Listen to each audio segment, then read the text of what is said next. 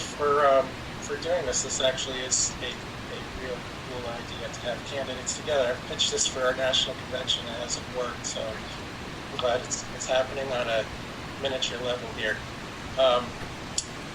I would start by saying that I think about both what you've done and what you can do, but I also think about who you are as kind of three different areas where, as a voter, what I would consider.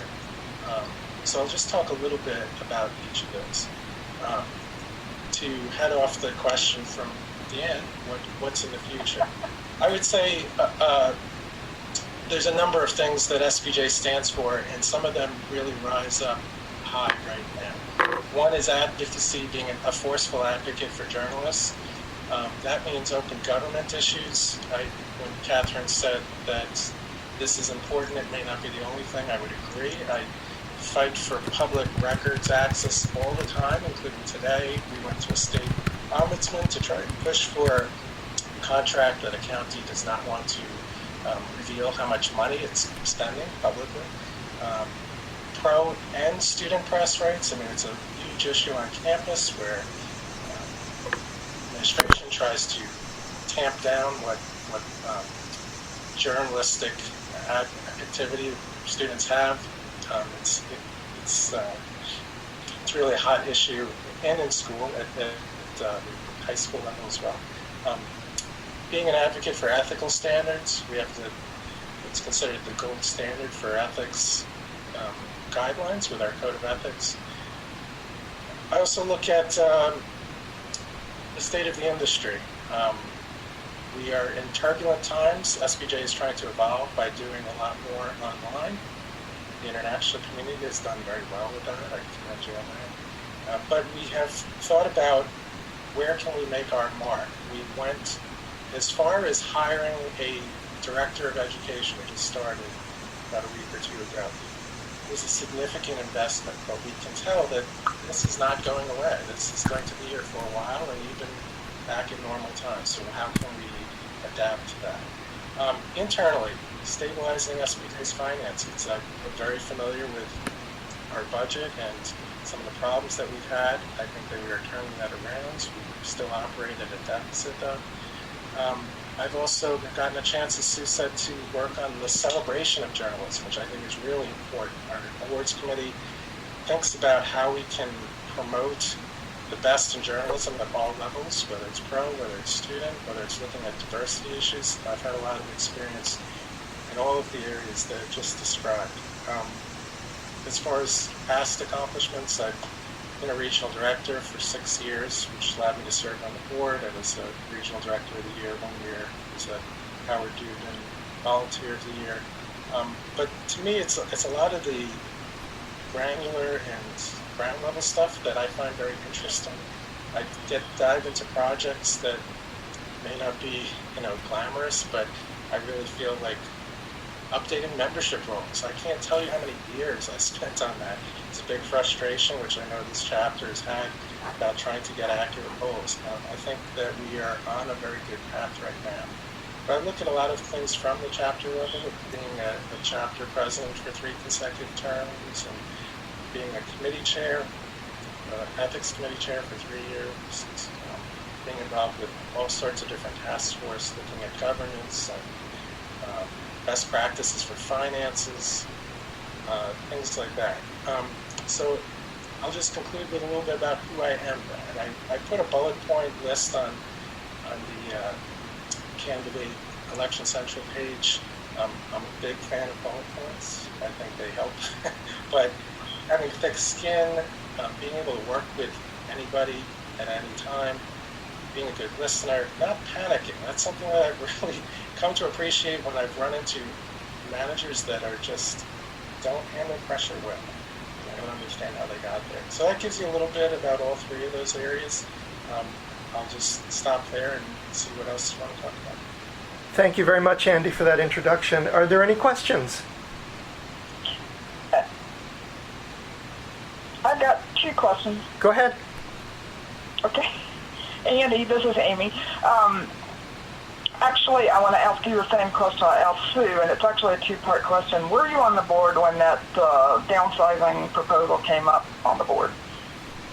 Yes, I was a regional director. In fact, I was one of the last regional directors on the board. They became regional coordinators. And if you go back a few years and you can look at the blog that I used to keep, I was the one who, I'm not going to take full credit for this, but I pitched years before it happened, having the regional coordinators removed from the board. I saw it as two different positions that were combined into one, and it forced people to sort of prefer one or the other because you couldn't do both of them very well.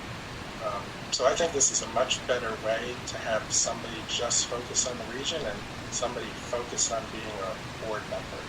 But yes, I was there when the first cut was 23 to 16, I think, and now we're at 9. Okay. Another part of that whole downsizing thing was there was supposed to be a committee of, I've forgotten where that originated, but, a nominating committee to try to get more breadth of representation on the board. And I don't know, this may be a hard-nosed question, but you're a veteran, some other people are veterans who run, and how is it being carried out that we're getting more diverse candidates to run? That's a very good question. I can tell you a little bit of background about that because I know that when the nominating committee was formed, it was meant to be a vetting committee, but even like a seal and endorsement committee. And I fought hard against that because to me it turned it almost into a coronation. I don't know what the right word was, but the committee itself could have been choosing the candidates or at least reading through them in a way that the candidates they considered good would move on and run, and others would not. And I did not agree with that at all. So that did not happen, but there is a nominations committee that is supposed to be rounding up candidates. It's not just, hey, you're the past president, you do it, but there's a full committee that takes this seriously. I think a lot of it still comes down to who does the work, because you can have a single past president who did a great job, and I've seen that, and you can have a single past president who just fades away, and I've seen that too. So I don't know that the nominating committee on its own is an answer, but they have to do the work to try to find diversity of geography, of platform, of race, gender, of, you name it. The more that we can find that's representing the different elements of our group and of society, the better. You're looking for experience and you're looking for passion and all of that. But having a full slate of candidates matters, and I don't know that there's a guarantee just that there's a nominating committee that will do that. So one more question. That was actually a two-part one.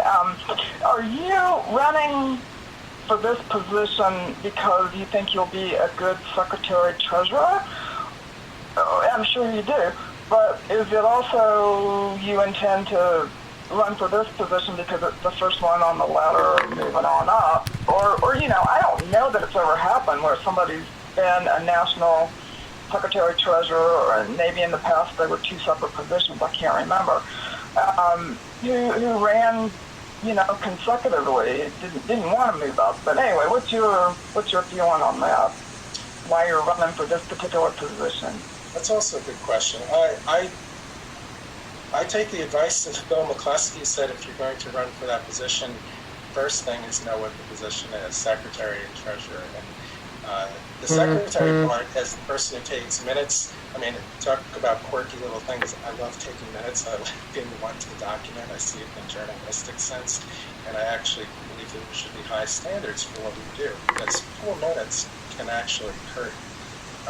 But then there's the treasurer part, which means paying very close attention to finances. I've had that experience as a board member and as a member of our finance committee, and even sitting in our finance committee, just being along to the point to hear what's going on. Those are the two parts of the job, and there are more than that because you're a board member, but that's where it starts.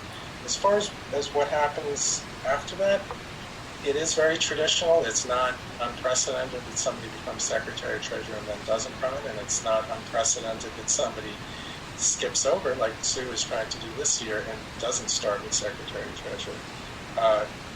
I would like to serve as long as I can, and if that means that I'm elected and that I have a chance to run again next year, job willing and life willing, I believe I would do that. Unless anybody has any additional urgent questions of Andy, I think we'll need to end this portion. Does anybody have any urgent questions right now?